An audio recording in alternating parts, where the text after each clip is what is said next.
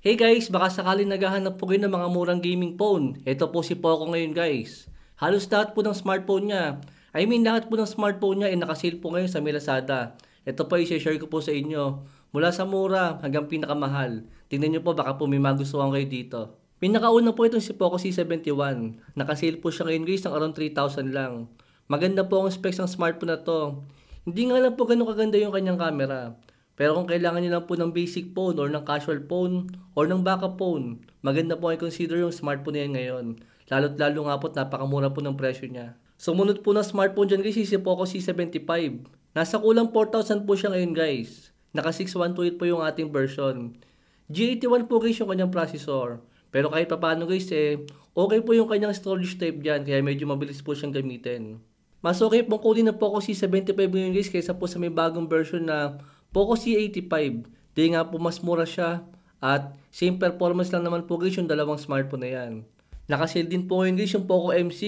Kaso wag nyo na pong kunin yung smartphone na yon. Di nga po nakapakabagal yung kanyang specs. Then si Poco M7. Etong si Poco M7 guys medyo hati po guys yung opinion ko dito. Medyo saktuhan lang naman guys yung kanyang performance dahil nga naka Snapdragon 685 siya. Tsaka po malaki yung kanyang battery guys. At sakto lang po yung presyo niya ngayon. Lalo nga po kung Poco na smartphone yung gusto natin. Bilhin nyo lang po guys ang Poco M7 kung talagang Poco po talaga yung gusto nyo na merong malaking battery. Pero I think guys meron po mas magandang smartphone si Poco kung Poco lang din naman guys yung gusto natin dito po sa may kulang 7,000 nga po na presyo or around 6,000 guys sa presyo. Ito pong last year model po ng Poco M6 Pro. Ito guys medyo okay po yung specs niyan.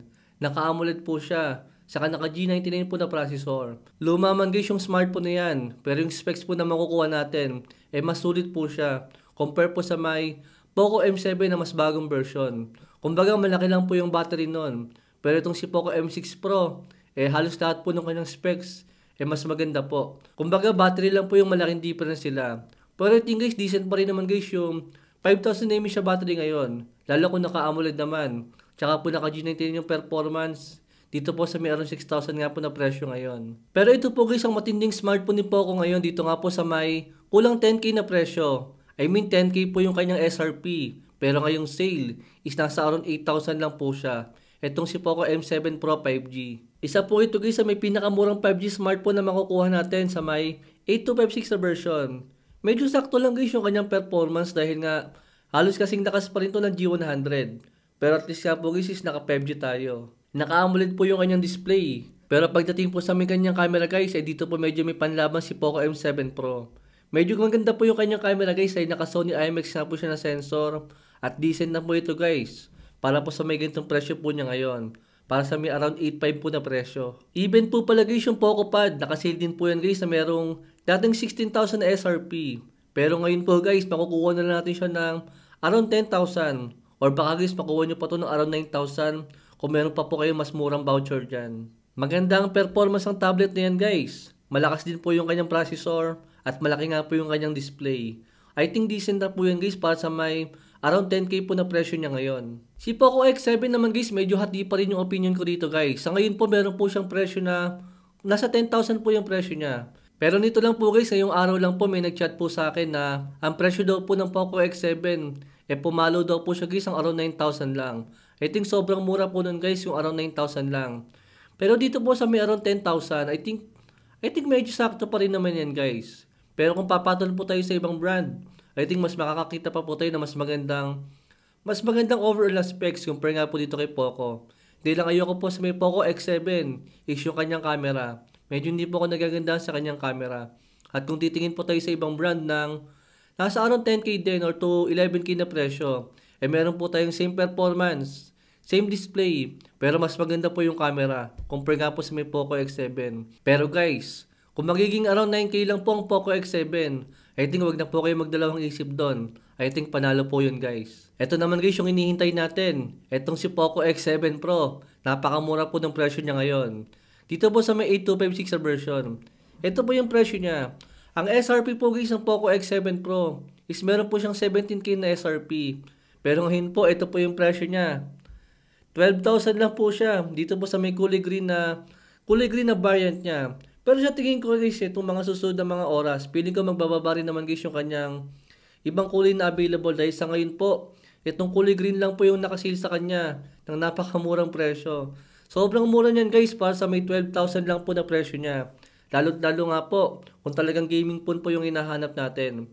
Yan guys, maibibigay po ni Poco yung napakamurang presyo at napakalakas po na gaming phone ngayon. Dito naman tayo guys sa mga Snapdragon na processor po ni Poco. Unang-una po dyan guys, ang Poco F7, yung base version po ng Poco F7. Sa mga desidido po talaga guys bumili ng Poco F7, ito po yung presyo niya ngayon. Alam naman po natin guys na ito pong Poco F7 saka po yung Redmi Turbo 4 Pro isang smartphone lang naman po sila. Pero kung sakali nga pong ayaw nyo gumamit ng China ROM, ito po guys ang Poco F7. Napakamura po niya ngayon. Kulang 18K lang po siya or 18K lang po siya sa base version po na 12256. I think sobrang panalo po niyan guys. Kung talagang gaming phone po yung hinahanap natin. Pero syempre po hindi po perfect yung smartphone na yan dahil nga po medyo malakas nga po siya mag-init kung talaga mga heavy duty games po yung nilalaro natin. Pero kung casual use lang at talagang hihintayin niyo po si Poco na talagang magkaroon po siya ng mas magandang mga software optimization, I think magiging panalo rin naman guys yung smartphone na to. Lalo nga po sa may presyo niya ngayon na 18K lang po ngayon. Tapos kung bitin ka pa nga sa may 12256 sa version, syempre nakaseal din po yung kanyang 12512 na version. Ito naman po guys yung kanyang presyo. Kulang 20K po siya. I mean kulang 21K. I think sobrang panalo po niyan guys. Kung malaking storage po yung hinahanap natin. At kung ayaw nga po natin pumatol sa mga China ROM po ng mga smartphone ngayon. Yan po guys ang pinakamalakas na smartphone na makukuha natin. Kung global version po ang gusto natin ngayon guys. Dito naman po guys may Pro version ng Poco F7. Ito pong merong Snapdragon 8 Gen 3 na processor. Actually guys, siguro marami sa inyo ang gusto na po mga processors is 8 Elite o yung Dimensity 9400 Plus. Pero kung mga global version nga po yung hinahanap natin, talagang kay Poco po talaga natin makukuha guys. Yung mga top of the line na mga performance dito po sa mga global version ng mga smartphone. Ito po siya guys, nasa 21K po siya sa may 12256 na version. Yan po siya guys kung nakikita nyo. Then meron po siyang 12512 na version. Ito naman po guys yung kanyang presyo. Asa 23K naman po siya.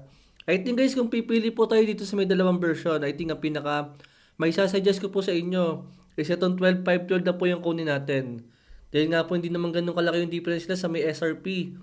I mean sa may discounted na presyo. 2K lang po yung idadagdag natin. Pero malaking storage siya po yung makukuha natin sa kanila. Then syempre guys, ito naman po, kung murang 8 Elite naman po yung gusto natin dito sa mga global version ng mga smartphone. Wala po talaga tayong magagawa. Kay Poco lang po natin makukuha yan. Yung murang smartphone na mayroong 8 Elite na processor. Hindi ko po na-review yung smartphone na to. Pero kung nakakita po kayo ng review guys na kung maganda ba yung thermal ng Poco F7 Ultra. Ito po siya guys. Ang presyo po ng F7 Ultra ngayon. Yan po siya guys. So nasa 30K po siya or kulang 31K. Snapdragon 8 Elite na po yan. Pero nakakagulat pa dito guys. Ito po yung presyo ng 16GB 512GB na version ng F7 Ultra. Tingnan nyo guys 31,899 lang po siya. Kulang 32K lang po siya guys. Naka 16GB 512GB na version na po agad tayo ng Poco F7 Ultra. Snapdragon 8 Elite po yung processor niyan guys. Kaya kung sakali nga po ayaw natin tumubok sa mga China ROM, yung po si Poco guys makakapag-offer po sa atin ng talaga meron mga reasonable na presyo. Pero napakalalakas po ng mga gaming phone. Lalo pa nga po dito sa may Poco F7 Ultra, medyo nagulat ako dito guys. Napakamura po ng 16GB 512GB na version niya. Kulang 32K lang po siya. Kaya kung sakali pong ayaw natin sububok talaga sa mga China ROM, dito po tayo tumingin sa mga smartphone po ni Poco. Lahat po ng smartphone yan guys, meron po tayong link sa may comment section. Kung gusto nyo nga po ng legit na mga link, yan po guys. Balik na lang po guys yung video natin. Thanks for watching.